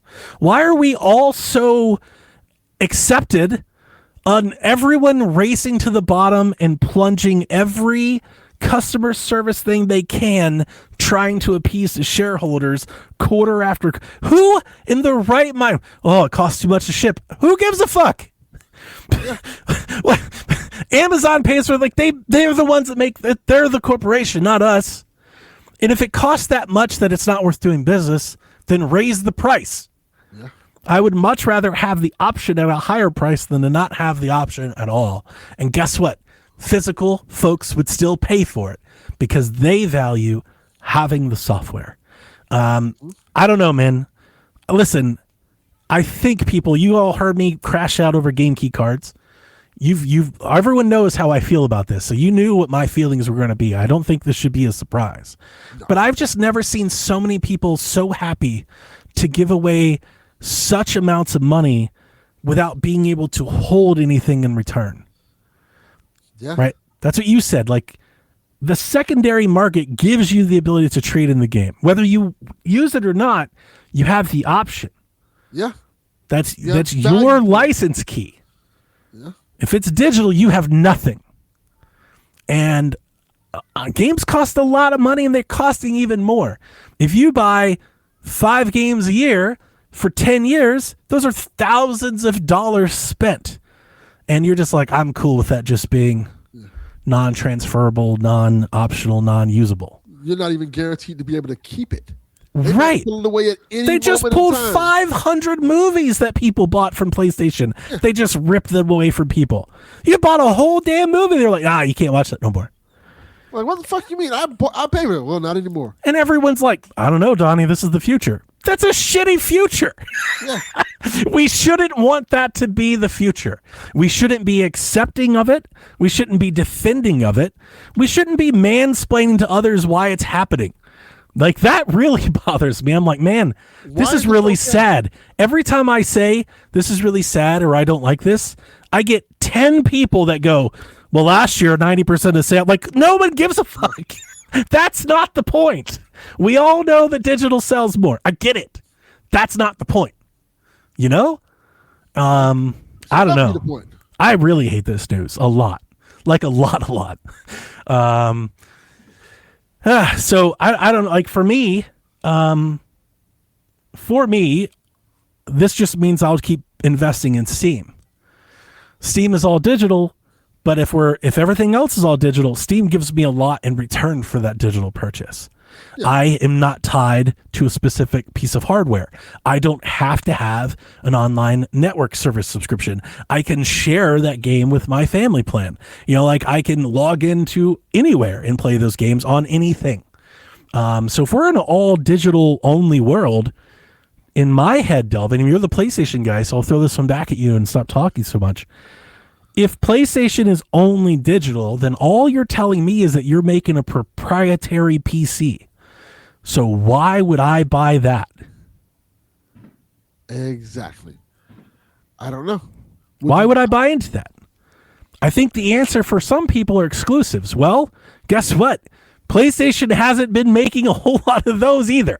Exactly. And that's kind of what was my point for the longest time with this type of situation, where we're watching the price of the PlayStation and pretty much all consoles go up to the point where they're close to the price of a PC. And you're starting to lose the benefits that you had with console gaming. So now it's kind of feel like, well, why am I still console gaming? Right. Now they're really, so like, physical games, Blu-ray players, these were things that set consoles apart from PC. If you're all digital, now it just suddenly feels like a PC that I can't do as much with. At least on the Steam machine, I can open up Word or Chrome and do stuff. Like, at least I can hack it and run emulation. Like, I don't know if it feels like I'm getting a lot less. Yeah, feels like I can just, well, like you said, like now the Steam machine doesn't look so bad. Like, and I'm going to be honest with you. I'm going to keep it a buck. If everything were equal and let's say Nintendo was like, we're going completely digital too, my answer wouldn't change. I would still say at least Nintendo's putting out enough first-party software to justify having it. On a consistent basis. Like, you're getting quantity. You're not waiting 7 years per studio for one game. Yeah, you're getting They've got, what, games. 4 to 8 exclusive first-party games every year. Like, that's a pipeline that's worth buying. That's a pipeline worth investing, worth having into. Yeah. You know? They're making the games we want. They're not making Concord. Yeah. Fair games. They're making Kirby and Pokemon and Zelda. They're making the things we want to buy. You know, like, I don't know, man. I really don't. Like, I'm sad that it's happening. I'm not surprised. I'm not under any belief that it's ever going to go back. I've been saying, what have I been saying for years? You've had a front row seat. Buy as much as you can while you still can. Yep. I've been saying it for years. Like, we all knew it was going. I just feel like we all shouldn't be so accepting of watching it go. And that's been my whole point. Like, just because it's going away doesn't mean I like it. Right. This is bullshit. The people are like, I don't know, it's fine. It's like, it's not fine. Yeah. I don't like the notion of giving multi-billion-dollar companies credit when they screw me over. Right. Like, you don't benefit from it. So, like, it's like there's no benefit to you there's not a single one at all. Yeah. So how are you just like, I don't know, it's fine. It's fine. Okay. It's not. Guess that's what they want to do. Like, no, this is bullshit. It feels like we're just, you know, creeping eerily closer to them just being like an app or, you know, like, again, if a PlayStation's just a PlayStation, all it does is play its own games. Yeah. You know, like, I think there's some hyperbole out there, and there's people in our Discord that are like real touchy when they see headlines like, I'm not going to PlayStation 6. And people are like, yeah, right, you'll get it when GTA comes out. And then guess what? They're probably right. But there are people that are out there, like, I'm thinking, like, why would I get a PlayStation 6? I think that argument becomes more valid as time goes on. Yeah, if it's digital only, if I can't watch my movies on it, if I can't have the freedoms of a PC, if I can't put my ROMs on it, like, there's a lot of things I can do on a PC I can't do on a PlayStation. So, like, and it's just more expensive. And it's really expensive. It's like, what is PlayStation giving me? I know people keep saying, like, oh, well, you're not going to leave, but people are leaving. PlayStation sales have gone down. Like, it's not like it's not dramatically drastic, but eventually, you know, you're going to have a smaller base. It just feels like we're not getting a lot in return. It feels like we're not the customer. Yeah. And they're the shareholders, the customer. Yeah. They're not treating us like the customer at all. I've been saying that for a while with a lot of things. It feels like, for some reason, these last couple of years, companies are more concerned about their shareholders than the actual customers. They're like, man, sorry, it costs too much to ship. It's like, you know how you could make up for that? I don't know. Make good video games. Yeah. Sell that instead. Guess what? That'll pay for the shipping costs. Now we're back. Yeah. And anybody out there that thinks of being a hypocrite, just remember our episodes when I thought game key cards were the end. Like, I was distraught. Yeah. When the Switch, I was so upset. And I was saying, it took me so long to get up. And I was saying now, looking at how things go, like, damn, game key cards not a bad idea. Game key cards, and people are wishing, give it like, no, PlayStation, please. Give us the key card. Give us a PlayStation key card. And the funny thing is that, like, it's such a part of their legacy. Yeah. PlayStation took Nintendo out with the creation of the CD. Yeah. They took Xbox out with the here's how to share a game. Now they've taken themselves out. Like, now they can do it to themselves. And that is hyperbolic. PlayStation's going to be fine. Yeah, that'll be This is, fine, but people are going to be accepting of this. This is the future. I'm not, I just don't like it. And I got to tell you, Delvin, I've had some really hard, I've had like some deep thoughts. It's like, we all often joke, like, where do you kind of get off the ride? Not that if it's digital only, like, that's not the problem, but like with these brands, like if they're all digital only, it's like, then yeah, I'm doing what I'm already doing. I'll just continue to play more on Steam. You know, yeah. Steam, at the very least, like I said, they give me more for my purchase. At the very least, though, they've shown a commitment to backwards compatibility. They've never had a generational reset. Why would people be so happy to put all of their eggs in PlayStation's basket when they could walk out with the PS6 or the PS7 or whatever? Maybe PS7, they switched to ARM. And they're like, oh, no, your PS4 games don't work anymore. What would you do? I was thinking to myself recently, I was like, you know what? And I said this about on PS4, but even more so with PS5 now. I feel like I don't have a reason to upgrade to PS6. I don't. Yeah. I don't have like literally no reason. I'm hoping the rumor of them having a handheld is true, so I can trade my PS5 in just for a handheld. Yeah. It's like I just want my PS5 and PS4 library, just put that on a handheld, and like in my head, I'm done. Like I'm out. Like I can just live with that. I'm good. They haven't given me a single reason to want to upgrade my console. Not one. And that's not good. I don't get it. Like, yeah, and it's gonna be it's bleak, man. How did we get here? So this generation sucks. Yeah. Like if you announce a PS6 now, I'm like, well, that's why they're doing this. Yeah, like they're doing this because the PlayStation 6 is going to be digital, and they don't want to have it overshadow them and all that. And you know, the masses don't care. They buy their games digital, and they never play old ones, and they're just going to keep doing it. It makes gaming. It's going to make gaming even more disposable than it already is, and I hate that. Yeah. I hate that idea. You know, and I'm not gonna support it. You know, like I buy all the other thing that's, you know, it just somewhat irks me is Greg Miller was, he did a podcast about this, but there's like a quote flying around a Blue Sky that all the digital folks are sharing. I've seen it like 12 times. He says that it's, I don't want to paraphrase here, but the quote is something like, we're all nostalgic for, you know, a reality we don't participate in or a market we don't participate in anymore or anything. And it's like, dude, fucking speak for yourself. Yes. You know, like you don't speak for me. You're not the damn czar of all gaming. I've got hundreds of physical games. I keep buying them. I walked into a video game store. I came and told you a whole story about it in the middle of nowhere less than a month ago. Yes. Fucking speak for your motherfucking self. I have. You know, maybe the rest of you are all not participating in, but I'm still there, still participating. I have like 300 Blu-rays. Yeah. At least 300 Blu-rays. I got in that cubby over there like maybe almost 100 Switch games. In the other cubby, I got like 50, 60 PS5 games, all physical. These things I bought. They took PT away. They took Scott Pilgrim away before it came back. You don't maybe not remember that. That was the first one for me. It was like, oh, you bought that? Oh, well. Like, what? I was so damn mad. Yeah. And they can do it. And like they did it with, Ubisoft did it with The Crew. Even if you had the disc, you couldn't use it. Yeah. PlayStation did that with Concord, right? And they just like it never existed, just Thanos'd it.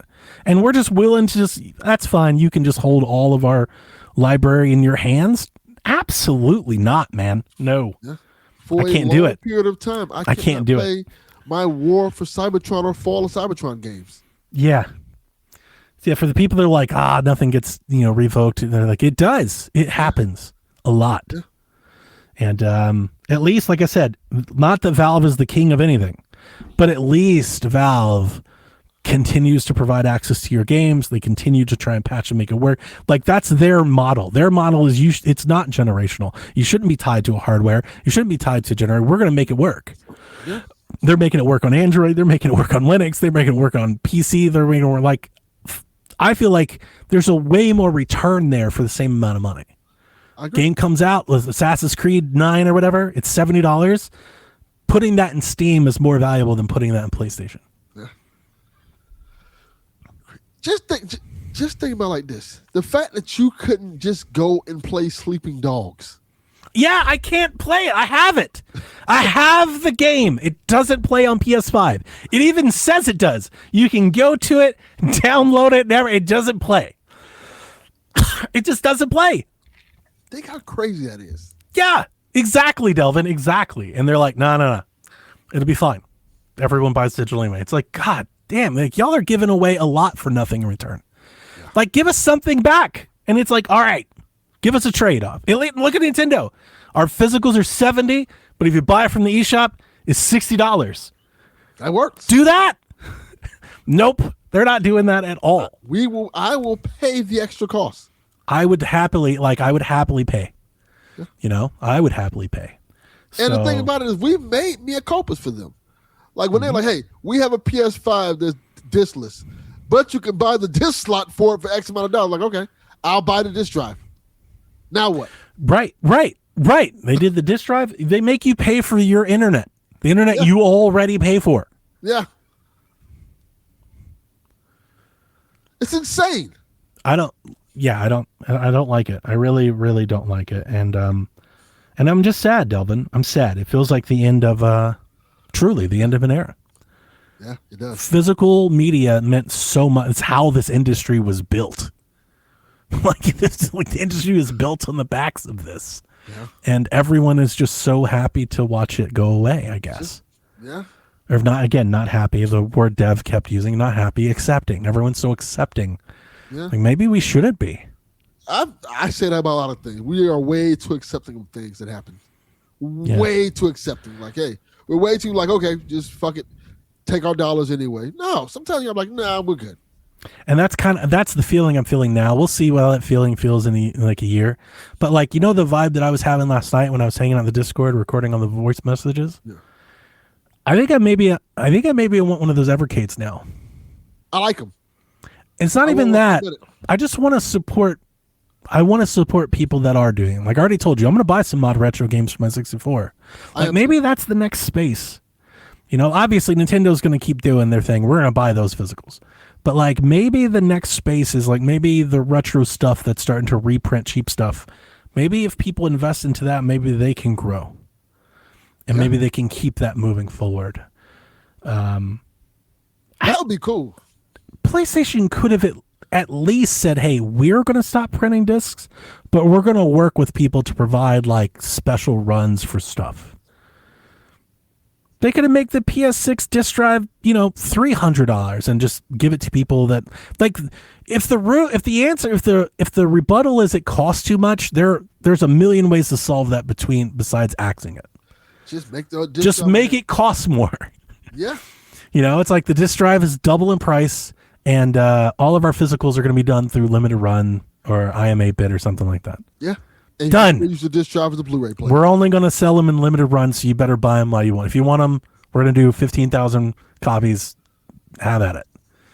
You know, do that. But no, we're just done. And they make Blu-rays. Yeah. They're the Blu-ray people. It's their business. That feels like bad for them. What is their Blu-ray division going to do? It's crazy. I really hate it. I really do. And it makes you maybe place a little value. Keep the key cards. Someone put a hashtag, keep the key cards. Keep the price, keep the key cards. Yeah. At least, you know, even with the stores going down, that was my big thing with the game key card. At least the content delivery is still available. So you can still download, you know, whatever that is. And even if Nintendo shuts off the Switch to eShop, if you've got a game key card and you loaned it to someone, they'll be able to download that game. Yeah. Right? That is giving you something for the purchase. Otherwise, it might as well be a streaming network. You're just renting your time there. Pretty much. Seems like a very expensive rental. Yeah. Fucking console's $1,000. You got to pay $400 a year for the service, and you got to give them $70 every time you do it. It's a really expensive service, man. That is not Netflix. Is it $400? What is a year of PlayStation Plus? Like not the bottom tier, like the tier most people get, the middle tier. Oh, It's like $200, right? Like $200, yeah. Yeah. And then the one with the classics and streaming is like $300. Something like that, yeah. Yeah. $250. It's expensive. Real expensive.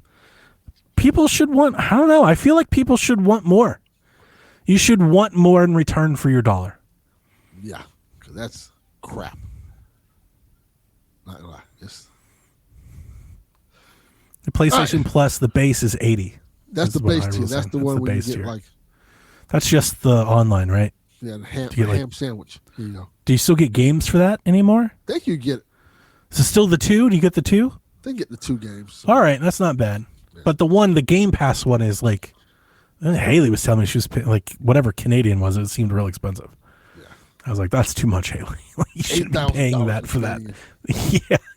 Yeah, it's like 189 US, 7,000 Canadian. Sometimes we should pull out calculators and check the math. You know, Haley might just be running it up on us. $700. Like, whoa. Yeah. Absolutely not. All right, Donnie. Hang on. I got one more. Okay. Sorry. Oh, you're good. It's gotta suck to see PlayStation doing this if you're a developer wanting to develop on PlayStation. Oh, yeah, without question. People act like that doesn't matter, like that people don't care, or they're dismissive of that.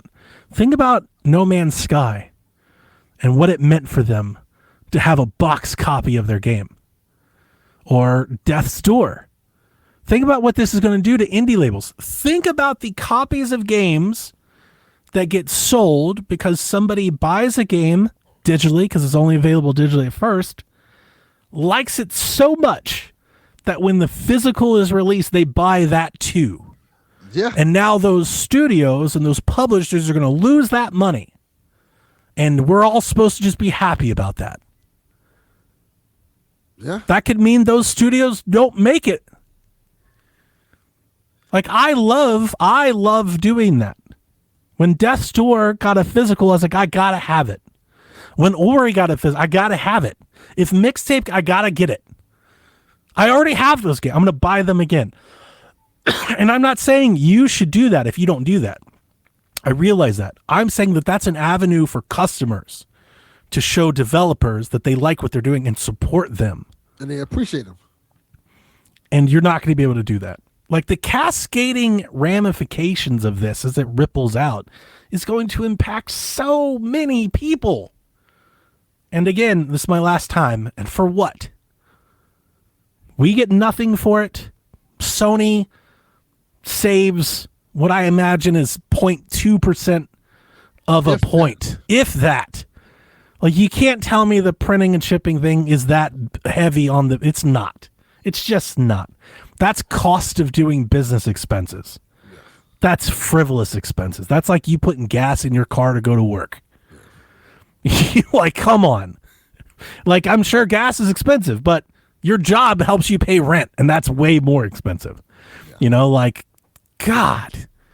I'm not trying to change people's minds. I'm really not. It feels irrational sometimes when it feels like sometimes people are rooting against themselves. Oh, they 100% are. You know, it's like, what are you doing? Why are you doing this to yourself? And in my brain, I don't know, that does not compute. It causes a glitch in my brain. That's why I've been sitting in XP all week by myself, just arguing with you. I'm like, I don't care, man. You are all wrong.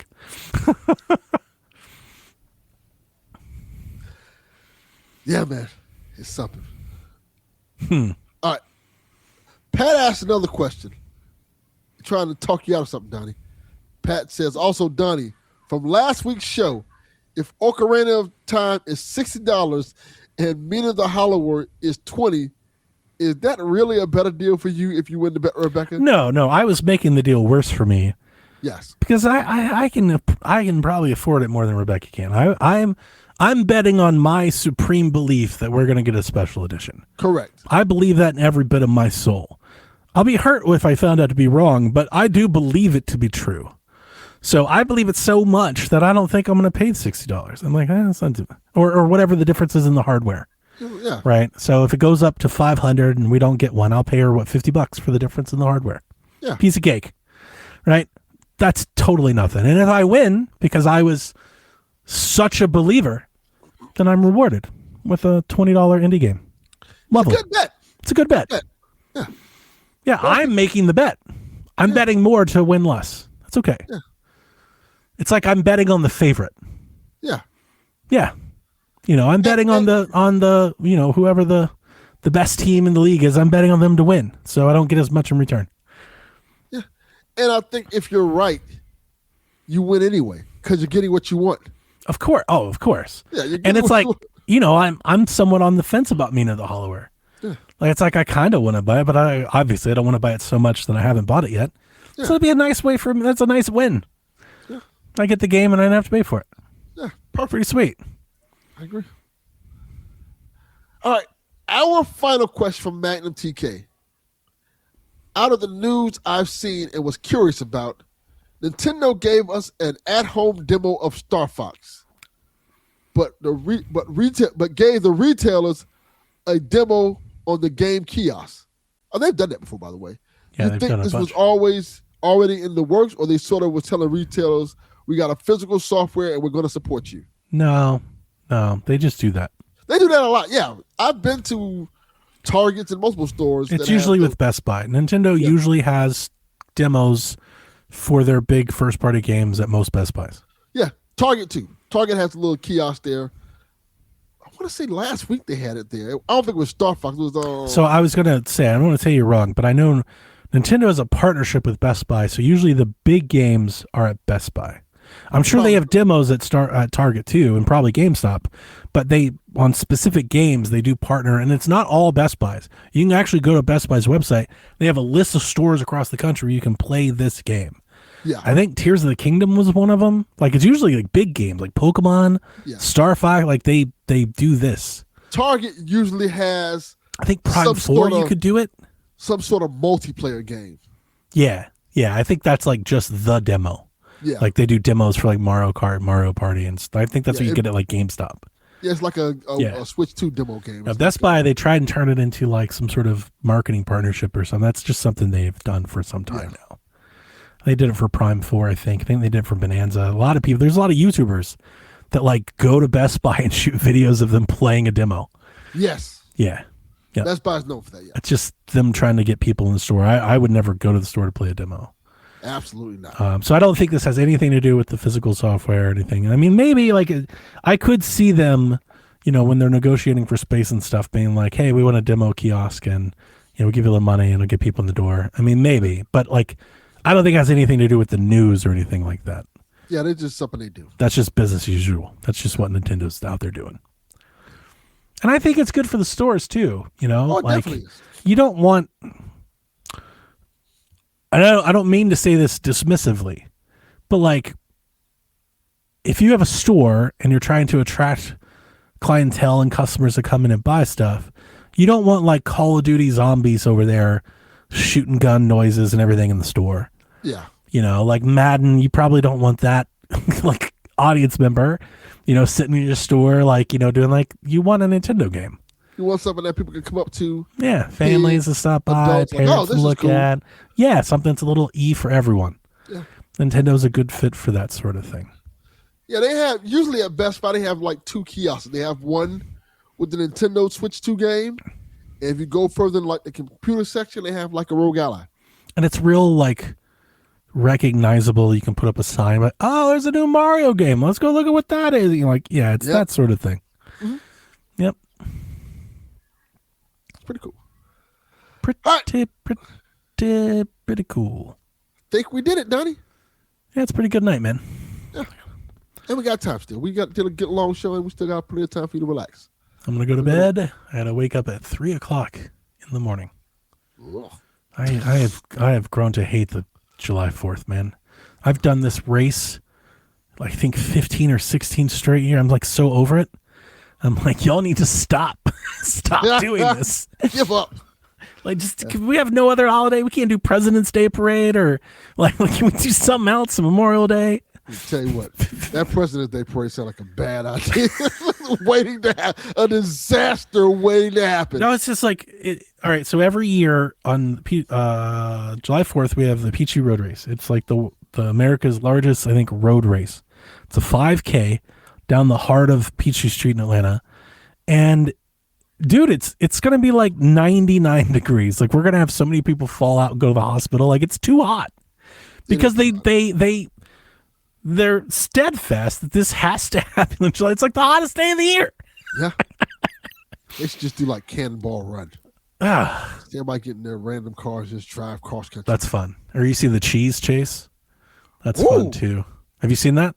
I have not, but now I'm going to look this up. That's a thing, and yeah, it's a thing. I don't want to say Britain, but it's somewhere in Europe, maybe Scotland or Ireland. They have a cheese chase where they roll this giant cheese down a hill, and all these, I mean, it's white people. All these white people run down the hill after the cheese. But here's the thing. It's brutal, dude, because the hill's so steep. You just YouTube it. You'll see some of the hilarious people breaking arms, legs crashing each other, broken orbital bones, broken noses. And they have to catch the cheese? They have to catch the cheese. That's the point. You're racing to try and catch this cheese. The winner gets this whole roll of cheese. They've been doing it for like 100 years. It's like a whole thing. White people shit. No, it's a whole thing. Sounds fun, though. It's fun to watch. And it's, like I said, it's brutal. I would never do it, but it sounds fun. Can be hilarious. It is kind of like the Red Bull, cart soapbox thing. And it's, I would also never do that. I would do that. Yeah, no, I'm that white. I'm not doing like, I look at that and I go, that's fun. I've seen people do that, like, oh, that looks like that hurts. Like, absolutely not. Like, I look at like, oh, that thing's not going to fly. Sure enough, it doesn't fly. I could have told you that. I would take some road rash to try. It looks fun. Absolutely not. The Incredible Whites. Yeah. Exciting Whites. The Exciting Whites of Los Angeles. The Los Angeles Utahs. Channing Frye got me. The Los Angeles Utahs is hilarious. That's a good one. It's really good. All